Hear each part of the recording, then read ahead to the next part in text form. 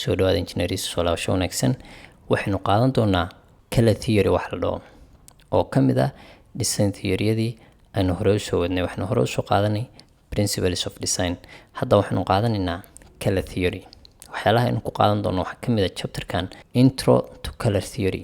introduction baan ka bixin doonaa waxa color la dhaho iyo color theory-ga. hue, saturation and value waxay yihiin color wheel wax la dhaho, color harmony wax la dhaho, color psychology, color temperature iyo color modes. waxyaalahan oo dhan waa inaad ogaataa inay jiraan, sidoo kale qaabka u shaqeeyaan waa inaad garan kartaa. haddaynu gudaha u galno, waa maxay horta color? colorka horta maalin walba waxyaalaha aynu aragno ama nolosheena waxa uu ka qaataa qayb muhiima. tusaale ahaan cuntada aynu dooranayno waxaynu ku dooranaa color. tusaale ahaan waxaad rabtaa inaad xabuub suuqa kasoo gado, xabuubtan waxaad ku dooranaysaa waa colorka. hadday casaan tahay guduud waxaad leedahay okay weeye, laakiinse hadday cagaar tahay waxaad dhahaysaa ma bisla. soo kale wuxuu inoo ka digaa khataraha. tusaale maskan madow markaad aragto okay already waxaad ogtahay inuu yahay khatar, hadduu ku qaniinona aad siganaysid ama aad u dhiman kartid.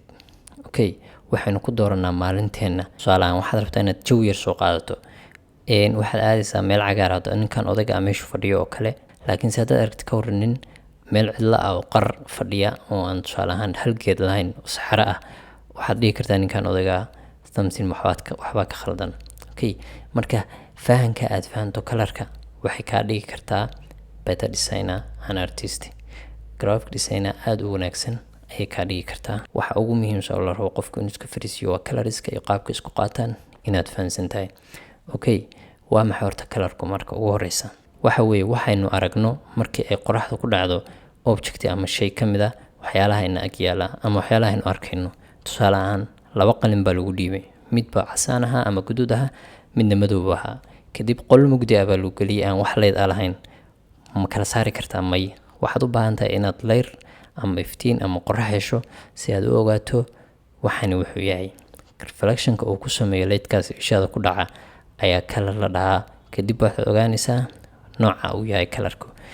si aad u fahanto color theory-ga waxaa muhiim ah inaad fahanto saddexdan term ama saddexdan kelmadood: hue, saturation iyo value. okay waa maxay hue?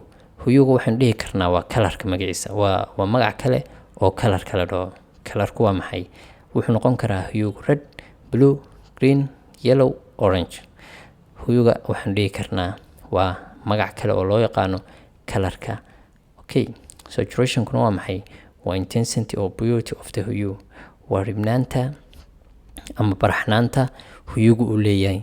tusaale ahaan shay baad soo gadatay blue ah ama red ah, kadib waad dhaqday, dhowr mar baad dhaqday, maxaad arkaysaa inuu milmayo. maxaa ku dhacaya? desaturation. markaad soo gadatayna muxuu ahaa? high saturation.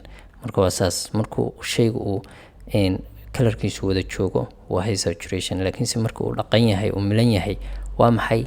liquid wash out. waa maxay? waa desaturation. value-na waxaa la dhahaa lightnesska iyo darknesska uu leeyahay hue-gu. hue-gu markuu noqon karaa hue tusaale ahaan casaanka beerka oo kale. beerka markii tusaale ahaan casaanka iyo casaanka dhiiguma isku mid ba. may. waxaad arkaysaa beerka inuu dhinaca madowga ay xigo, laakiinse casaanka dhiigga oo kale ama casaanka buyuurka ah waxaad arkaysaa inuu yahay casaan weight uu ku jiro oo buyuur ah.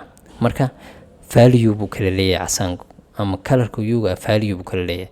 wuxuu noqon karaa mid shade ah. markii uu casaanka lagu daro tusaale ahaan hue-ga lagu daro black ayaa waxaa la shade, har buu noqonayaa, mid har camala.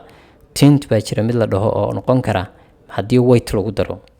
white markii lagu daro tint buu noqonayaa. markii toonka lagu daro hue-ga, markii toon uu noqon karo waxa weeye markii gray lagu daro oo white-ka iyo cadaanka iyo madowga dhexdooda weeye.